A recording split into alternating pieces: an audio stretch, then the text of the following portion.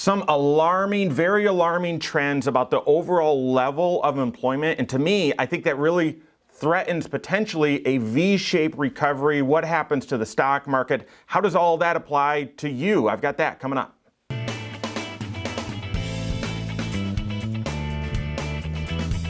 My name is Mike Bernard. I am the host of the Wise Money Show. I'm also one of the certified financial planners right here at Korhorn Financial Group. Make sure you hit that subscribe button, turn on notifications, and smash that thumbs up button. Okay, so right now what we're seeing is the stock market's back up near all-time highs. There's lots of euphoria by pretty much any measure you look at it. The stock market's expensive, possibly in a bubble, and yet you've got the Federal Reserve that's saying we'll do whatever is necessary, and there's very likely a reopening boom that's going to happen in the economy over the next 12 months or so.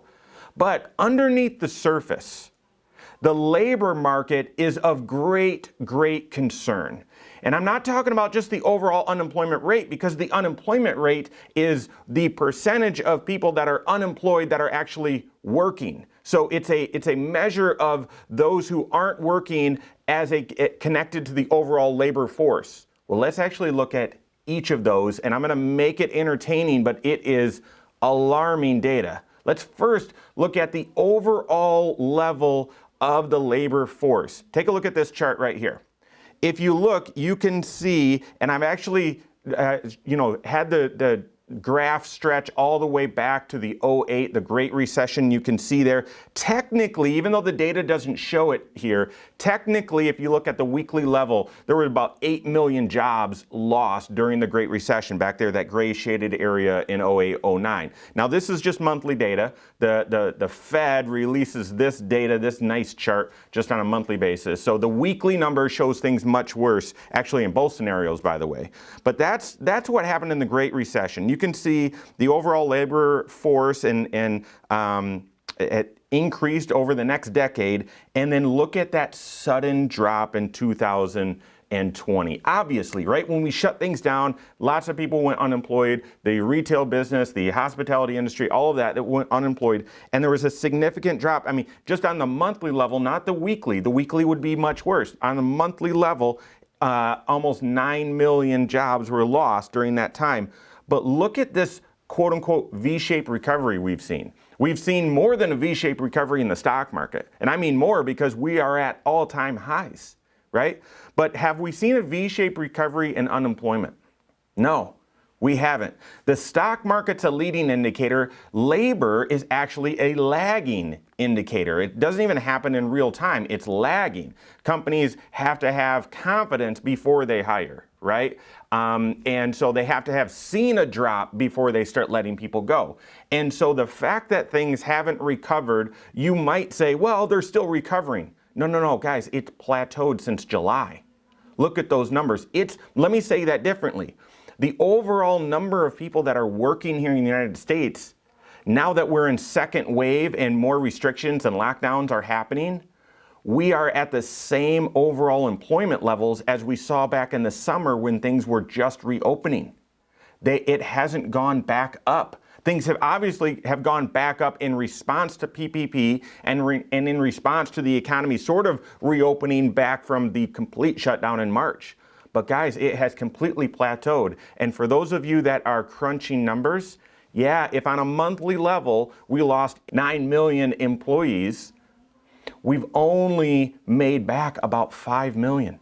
There are still 4 million people that were working at the beginning of the year that are not working right now. That is an enormous gap. We've only brought back half of the massive jobs that we lost. What's this mean for the long term? Before we get there, let's jump over to another graph. Because again, when we look at the unemployment rate, it's a measure of two things: who's unemployed, and then how big is the labor force. Let's look at the overall labor force participation rate. The overall labor force participation rate is at its lowest level since the 70s. You can see here on this chart, now I've expanded this so that you can see it, but back in the 90s and 2000s, things plateaued, and you could argue, well, that might be because that's really when the technological revolution started taking off, and we started seeing a lot of computer advancement and so on, each individual employee could be more productive thanks to electronics and technology, right? So things plateaued. And then we really see that changing. The overall labor force participation rate started declining. Part of this could be, the technology trends. The other part could be just the enormous population segment of the baby boomers shifting into retirement. And we've got millennials coming online. They're now the largest generation. However, the baby boom generation, second largest, and they're pretty much all in retirement now. And we saw that labor force participation rate sort of bottom out in 2015, 2016, and it started climbing until 2020. And it absolutely dropped like a rock. Of course, when you get that many people unemployed automatically, it's going to drop. But again, look at how it's recovered. It's recovered the overall labor force participation rate, not even half of what was lost.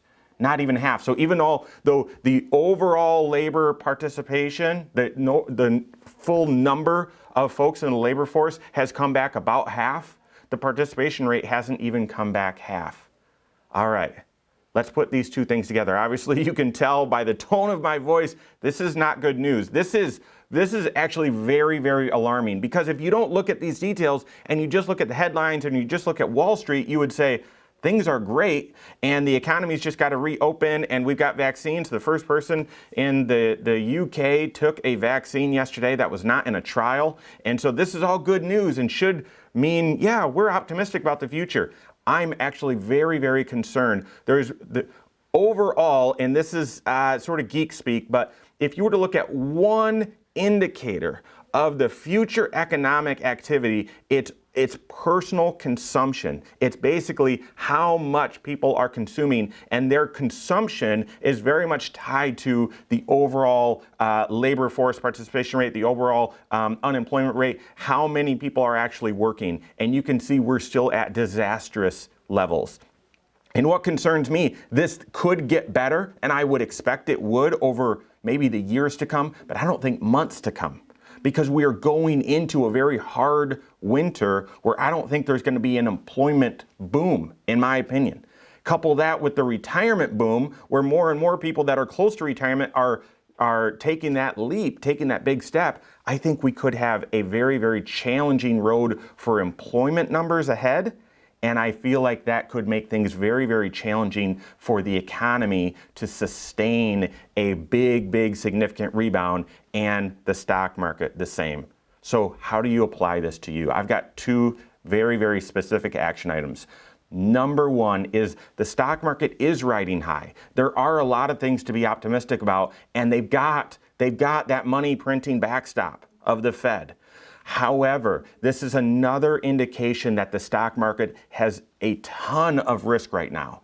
So this doesn't mean, all right, now sell everything or go buy everything. It means have a disciplined process that's connected to your overall financial plan. But if you don't have an escape mechanism, if you don't have an unemotional sell signal and buy signal, you've got to get that. You've got to get that. We use an indexing strategy that is diversified and buy and hold, but we complement that with a momentum strategy that is unemotional, that will buy and sell, that will adapt your holdings, your investments to the overall changes in the stock market.